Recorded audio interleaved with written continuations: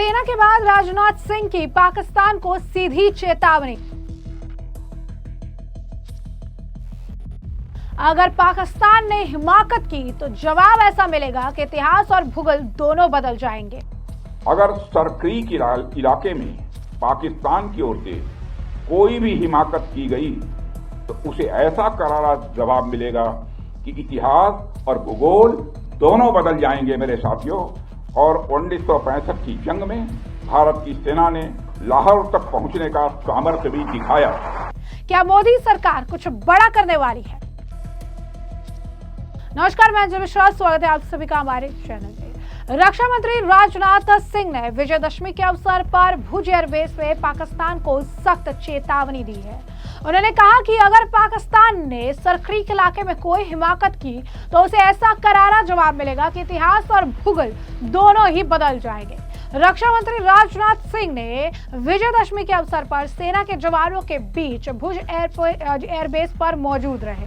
यहाँ उन्होंने शस्त्र पूजा की और इसी दौरान रक्षा मंत्री ने जवानों को संबोधित करते हुए ये कहा कि पाकिस्तान को यह नहीं भूलना चाहिए कि कराची तक जाने का रास्ता क्रीक से होकर गुजरता है। उन्होंने कहा कि 1965 की जंग में भारत की सेना ने लाहौर तक पहुंचने का सामर्थ्य दिखाया था। आज 2025 में पाकिस्तान को याद रखना चाहिए कि कराची का एक रास्ता क्रीक से होकर गुजरता है। उन्होंने इसी के बाद भारतीय सैनिकों को संबोधित करते हुए कहा कि ऑपरेशन सिंदूर के दौरान पाकिस्तान ने लेह से लेकर सरक्रीक के इस इलाके तक भारत के डिफेंस सिस्टम को भेदने की नाकाम कोशिश की, जबकि भारत की सेनाओं ने अपनी जवाबी कार्रवाई में पाकिस्तानी एयर डिफेंस सिस्टम को पूरी तरह एक्सपोज कर दिया और दुनिया को यह संदेश दे दिया कि भारत की सेनाएं जब चाहे, जहां चाहे, जैसे भी चाहे पाकिस्तान को भारी नुकसान पहुंचा सकती है। जरा सुनिए क्या कुछ कहना है रक्षा मंत्री राजनाथ सिंह का। सिवाय मन की शक्ति के अतिरिक्त और कोई भी हथियार नहीं था। इसके बावजूद उन्होंने उस समय की सबसे शक्तिशाली साम्राज्य को घुटनों पर ला दिया था। फिर हमारे सैनिकों के पास तो शस्त्र भी है और मनोबल भी है और हमारे सामने तो कोई चुनौती टिक ही नहीं सकती। साथियों, ऑपरेशन सिंदूर के दौरान हमारी आर्म्ड फोर्सेस ने यह दिखा दिया कि भारत की संप्रभुता को चुनौती देने वाली ताकतें चाहे जहां कहीं भी छिपी हों, हम उन्हें ढूंढकर उनका खात्मा करने की शक्ति रखते हैं। दुनिया की कोई भी ताकत हो, यदि वह हमारी संप्रभुता को चुनौती देगी तो भारत चुप नहीं रहेगा। श्री रामचरितमानस में एक चौपाई में भगवान श्री राम ने भी कहा है, देव धनुज भूपति भट नाना, संबल अधिक हो बलवाना, जो रण हमहि पचारे कोई, लड़हि सुखेन कालु किन होई। मतलब वो चाहे कोई भी हो, यदि रण में हमें ललकारे हम उससे सुखपूर्वक लड़ेंगे, चाहे वह काल ही क्यों न हो। इसी प्रकार आज का भारत कहता है, चाहे आतंकवाद हो या किसी भी तरह की समस्या, हम सबसे निपटने और जीतने की पूरी क्षमता रखते हैं। साथियों, ऑपरेशन सिंदूर के दौरान पाकिस्तान ने लेह से लेकर सरक्रीक के इस इलाके तक भारत के डिफेंस सिस्टम को भेदने की नाकाम कोशिश की। भारत के डिफेंस सिस्टम को उन्होंने भेदने की एक नाकाम कोशिश की, जबकि भारत की सेनाओं ने अपनी जवाबी कार्रवाई में पाकिस्तानी एयर डिफेंस सिस्टम को पूरी तरह से एक्सपोज कर दिया और दुनिया को यह भी संदेश दे दिया, भारत की सेनाएं जब चाहें, जहां चाहें और जैसे भी चाहें पाकिस्तान को भारी नुकसान पहुंचा सकती हैं।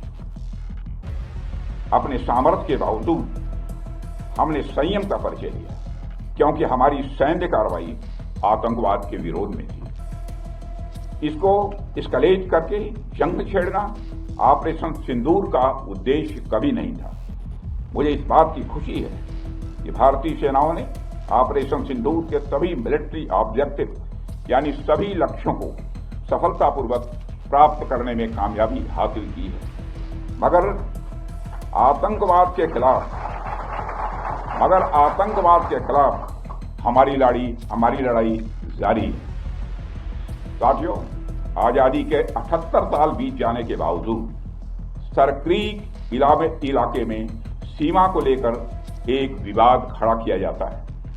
भारत ने कई बार बातचीत के रास्ते इसका समाधान करने का प्रयास किया है, मगर पाकिस्तान की नीयत में खोट है, उसकी नीयत साफ नहीं है। जिस तरह से हाल में पाकिस्तान की फौज ने सरक्रीक के सटे इलाकों में अपना मिलिट्री इंफ्रास्ट्रक्चर बढ़ाया है, वह उसकी नीयत बताता है। साथियों, भारत की सीमाओं की रक्षा भारतीय सेनाएं और बॉर्डर सिक्योरिटी फोर्स मिलकर मुस्तैदी से कर रही हैं। अगर सरक्रीक इलाके में पाकिस्तान की ओर से कोई भी हिमाकत की गई तो उसे ऐसा करारा जवाब मिलेगा कि इतिहास और भूगोल दोनों बदल जाएंगे मेरे साथियों। और 1965 की जंग में भारत की सेना ने लाहौर तक पहुंचने का सामर्थ्य भी दिखाया। आज 2025 में पाकिस्तान को याद रखना चाहिए कि कराची का एक रास्ता क्रीक से ही होकर गुजरता है। साथियों, आज जब हम यहां सत्य पूजा कर रहे हैं तो हमें मां दुर्गा के उस स्वरूप को भी स्मरण करना चाहिए जब सभी देवताओं की शक्तियों का सम्मिलन हुआ और वह दिव्य शक्ति के रूप में प्रकट हुई। मां दुर्गा इस बात की प्रतीक है कि जब विभिन्न शक्तियां एकजुट होती हैं तभी असुरों का संहार संभव हो पाता है। इसमें हमारी नेशनल सिक्योरिटी इंफ्रास्ट्रक्चर के लिए भी एक मैसेज है। थल सेना, वायुसेना और नौसेना, ये तीनों ही सेवाएं और हमारे बीएसएफ हमारी यह शक्ति के स्तंभ हैं। जब ये सभी मिलकर कार्य करती हैं तभी हम हर चुनौती का प्रभावी ढंग से सामना कर सकते हैं। और हमारी सरकार लगातार अपनी सेनाओं के ज्वाइंटनेस पर भी बल दे रही है। तो जैसा कि आपने उनका बयान सुना, साथ ही साथ उन्होंने कहा कि आजादी के 78 साल बाद बीत जाने के बावजूद भी सरक्रीक इलाके में सीमा को लेकर विवाद खड़ा किया जाता है। भारत ने कई बार बातचीत के रास्ते इसका समाधान करने का प्रयास किया, मगर पाकिस्तान की नीयत में खोट है, उसकी नीयत साफ नहीं है। जिस तरह से हाल में पाकिस्तान की फौज ने सरक्रीक से सटे इलाकों में अपना मिलिट्री इंफ्रास्ट्रक्चर बढ़ाया है, वो उसकी नीयत बताता है। राजा सिंह कहते नजर आए कि भारत की सीमाओं की रक्षा भारतीय सेनाएं और बीएसएफ मिलकर मुस्तैदी से कर रही है। अगर सरक्रीक इलाके में पाकिस्तान की कोई भी हिमाकत की गई तो उसे ऐसा करारा जवाब मिलेगा कि इतिहास और भूगोल दोनों बदल जाएंगे। पाकिस्तान को याद रखना चाहिए कि कराची का एक रास्ता क्रीक से होकर गुजरता है। इसी के साथ साथ राजनाथ सिंह ने एक चौपाई भी बोली और इस चौपाई के बाद इसका मतलब समझाते हुए ये भी कहा कि हम जंग करना नहीं चाहते, लेकिन अगर कोई जंग के लिए ललकारेगा तो हम इसे हंसी हंसी स्वीकार करेंगे। हमारी सेना ने जो पराक्रम दिखाया, जो बल दिखाया, उसने साफ संदेश दे दिया है कि हम ना रुकने वाले हैं और हम ना झुकने वाले हैं। जो जैसी भाषा में समझेगा उसे उसी भाषा में जवाब देना जानते हैं। जरा सुनिए क्या कुछ कहना है रक्षा मंत्री राजनाथ सिंह का। भारत ने कई बार बातचीत के रास्ते इसका समाधान करने का प्रयास किया है, मगर पाकिस्तान की नीयत में खोट है, उसकी नीयत साफ नहीं है। जिस तरह से हाल में पाकिस्तान की फौज ने सरक्रीक के सटे इलाकों में अपना मिलिट्री इंफ्रास्ट्रक्चर बढ़ाया है, वह उसकी नीयत बताता है। साथियों, भारत की सीमाओं की रक्षा भारतीय सेनाएं और बॉर्डर सिक्योरिटी फोर्स मिलकर मुस्तैदी से कर रही हैं। अगर सरक्रीक इलाके में पाकिस्तान की ओर से कोई भी हिमाकत की गई तो उसे ऐसा करारा जवाब मिलेगा कि इतिहास और भूगोल दोनों बदल जाएंगे मेरे साथियों। और 1965 की जंग में भारत की सेना ने लाहौर तक पहुंचने का सामर्थ्य भी दिखाया।